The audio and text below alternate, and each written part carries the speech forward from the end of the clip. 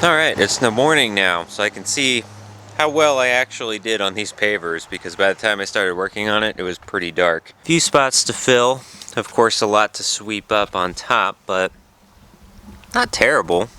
I mean, it looks like it should be there, same as the other ones. But now I think before it gets too hot, I can take advantage of the June gloom that we're still getting and put in a few more pavers from right over there. There we go, like it was always there.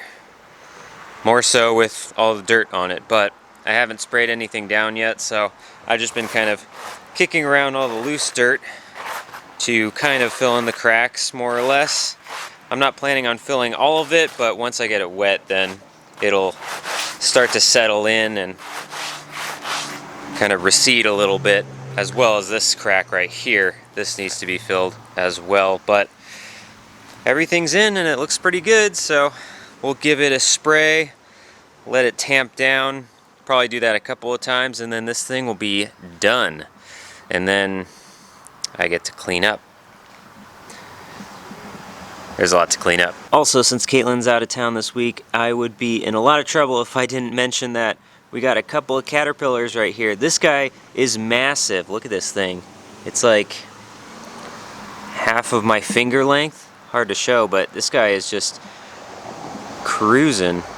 Trying to get him on the stick here so I can get him to some milkweed, but he's not really cooperating. Then we got another guy right here, not as big, but still pretty big. Also trying to coax them to the milkweed somewhere, but you know, I guess they'll be doing their own thing. Later. Caterpillar update, they finally found the source of the food, and they've been going to town on this particular milkweed. And this one over here. This is the smaller one, by the way, and it was further away. Started there, so he really had a distance to go. But took care of more paver stuff today, so fixed these pavers right here, these four. They were kind of falling off, and there was a huge gap on this seam right here.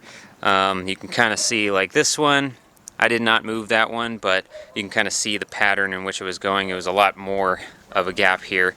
Didn't really see it because the hose is kind of covering it and it's always covered in weeds, but wanted to eventually get that leveled, so basically took the dirt that was in the middle right here and then pushed it right here, actually made a ledge for it, so now it's a lot more level. And so I think with that, the pavers are pretty much ready to be sanded. Well, good morning. Didn't think I was going to be doing this today, but these stones have to be moved to the backyard, because all I've done this morning was just walk by here to get some laundry, and already between here and here was a gigantic spider web. So despite my vacuuming previously, there's still a lot of things living in here. So I think the plan of attack today, and that way we can get the car back in the garage too, is to move these just a wheelbarrow at a time and organize them and clean them all at the same time. Well, here's my workout for the day.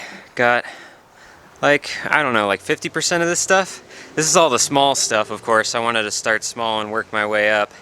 And at the same time, cleaned all of these before moving them, and as you can tell, very organized, so we know exactly how many pieces of what shape, what size, and all that stuff here. So it's nice and organized, and we can lay out exactly how we want the wall in the front yard. Well, I say halfway done, but this is what's left, and almost all of them are the big ones here. So these ones with the wheelbarrow, probably only put like 2 really in there at a time, and so that's going to be real slow going. There's also a few pieces here with small stuff attached to it, but it's all one piece. So some of this was glued, and we found that if you drop it at a particular angle, it will break the glue and should keep the 2 bricks, the 2 stones, intact. So there's about like 3 or maybe 4 of those that we still need to break apart, and so once I let my arm rest a little bit, then we'll do that, walk it out to the street and just drop it. My neighbors will think I'm nuts, but hey, it works. Alright, my workout this week is complete. Every single stone is out here and organized and cleaned up.